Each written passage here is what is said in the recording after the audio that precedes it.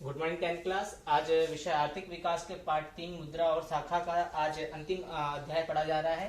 आज ये chapter complete हो जाएगा। साथ ही साथ आपको इसके कुछ मैंने पॉइंट्स लिख दिए हैं और कुछ पॉइंट मैं आपको ओरली बताऊंगा। जैसे कि पहले आपको बताया जा रहा है भारत के औपचारिक क्षेत्र की में शाखा किस प्रकार में है, तो उसमें आपके लिए मैंने एक छोटी सी लाइन में, मतलब पूरे पैरा में से एक छोटे से लाइन बना करके मैंने आपके सामने रख दिया गया है कि आपको आसानी से समझ में आ सके। बैंक और सहकारी समितियों से लिए कर्ज औपचारिक क्षेत्र ऋण कहलाता है। यानी औपचारिक जो क्षेत्र से जो ऋण लिए जाते हैं, वो जो बैंक सहकारी समितियां हैं, उन सगा से जहां से आप लोन उठाते हैं, ऋण लेते हैं, पैसा लेते हैं, उसको औपचारिक ऋण कहा जाता है। उसको औपचारिक ऋण के रूप में माना जाता है। फिर आपका दूसरा पॉइंट आता है भारतीय रिजर्व बैंक के कार्य।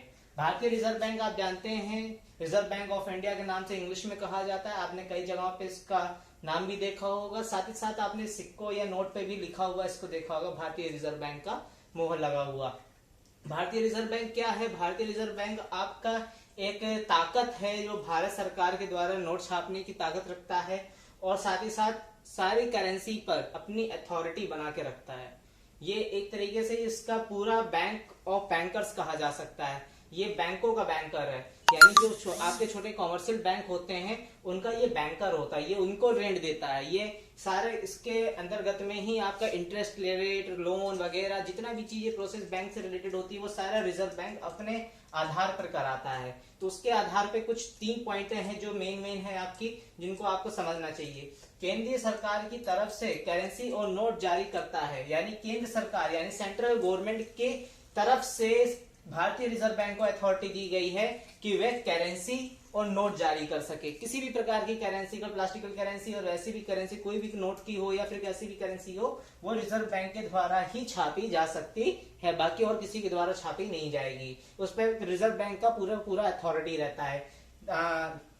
देखता है कि बैंक वास्तव में नकद शेष बनाए हुए हैं कि नहीं। यानी कि जो कॉमर्शियल बैंक हैं, जो कॉमर्शियल बैंक काम करते हैं, जो उसके नीचे काम कर रहे कॉमर्शियल बैंक, उन पे भी निगरानी रखता है कि उनके पास नकद शेष है कि नहीं है, या फिर बैंक नीलाम हो चुके हैं या उनकी बैंक के अकाउंटेबल क्लोजेस हो रहे हैं। ये इस पे भी ध्यान देता है और समय समय पर बैंकों से यह जानकारी लेता है कि किस ब्याज दर पर ऋण दे रहा है। ये भी एक महत्वपूर्ण पॉइंट होता है आपका, कि क्योंकि बैंक क्या है, बैंक अपनी मनमानी से कोई भी लोन रेट ले सकता है, कोई भी लोन रेट बना सकता है, इंटरेस्ट ज्यादा हाई बना कर ले सकता है। इसी सब चीजों के ऊपर ध्यान दे करके भारत सरकार ने, भारतीय गवर्नमेंट ने भारतीय रिजर्व बैंक को यह अथॉरिटिकल पावर दी है कि वह इन सब चीजों पे निगरानी रखे, कोई बैंक धांधलेबाजी ना कर सके किसी की उपभोक्ता के साथ। क्योंकि कई बैंक ऐसे होते हैं कि ऑन अपोना रेट में आपको इंटरेस्ट के रेट पे आपको पैसे दे देंगे, फिर उसके बाद आपके साथ कोई गलत कार्रवाई कर देंगे जिसकी वजह से आप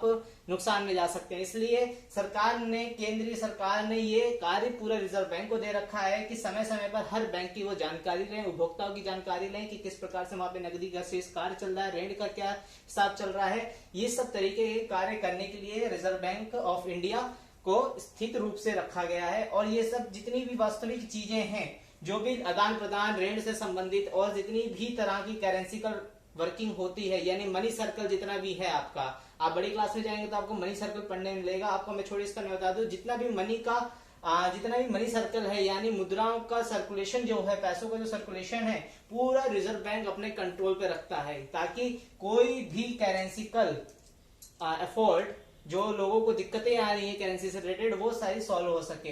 ये सारी चीजों पे ध्यान देता है। उसी के साथ ही साथ रिजर्व बैंक कई प्रकार के और भी कार्य करता है, जैसे कि करेंसिकल सप्लाई पोजीशन, सप्लाई भी वो करता है, कई प्रकार की सप्लाई क्रिएट करता है। साथ ही साथ वो रिजर्व बैंक के साथ औपचारिक क्षेत्र में जो शाखाएं हैं वो किस प्रकार से काम करती है, वो मैं आपको आगे बताता हूँ। औपचारिक क्षेत्र की जितनी भी शाखाएं हैं, साहूकार, व्यापारी और मालिक दोस्ताना इत्यादि जितने भी शाखा परिषद पे आती है, ये शाखाएं कार्य होता है। जैसे कि आपने किसी से उधार ले लिया, ऋण ले लिया, ये सारी चीजें शाखा वर्किंग में आती है आपके।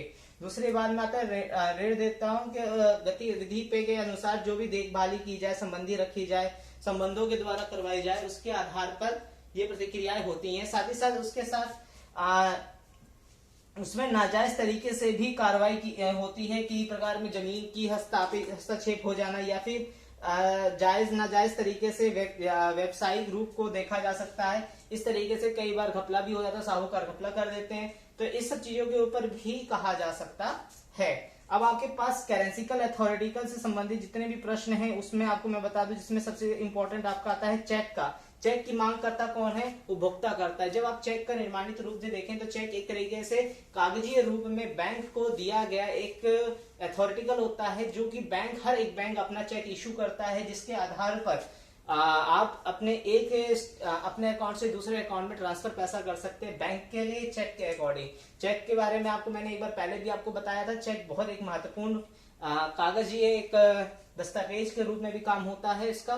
तो चेक के बारे में ये चीजें होती हैं, जानकारी रखिएगा इनकी। साथ ही साथ रिजर्व बैंक हर बार ये चीजें बताता है कि उपभोक्ता को अपने बैंक से संबंधित सारी जानकारियां रखनी आवश्यकता होती है। यह सब आपकी जानकारी से संबंधित है। और आज क्लास इतना ही होगा। आज क्लास में आज को लास्ट टॉपिक समझा दिया गया है, आज कंसेप्ट क्लियर हो चुका है। ये लास्ट टॉपिक था आज आपका। और क्लास अब आपका यूनिट टेस्ट में जो भी चैप्टर आने वाले होंगे वो आपको बता दिए जाएंगे। साथ ही साथ जहां तक चैप्टर 3 तक हो गया है, अब आगे हिस्ट्री शुरुआत होगी, तो आप लोग हिस्ट्री की तैयारी में लग जाएं। अभी आपको हिस्ट्री पढ़ाया जाएगा अगली क्लास से। Thank you classes.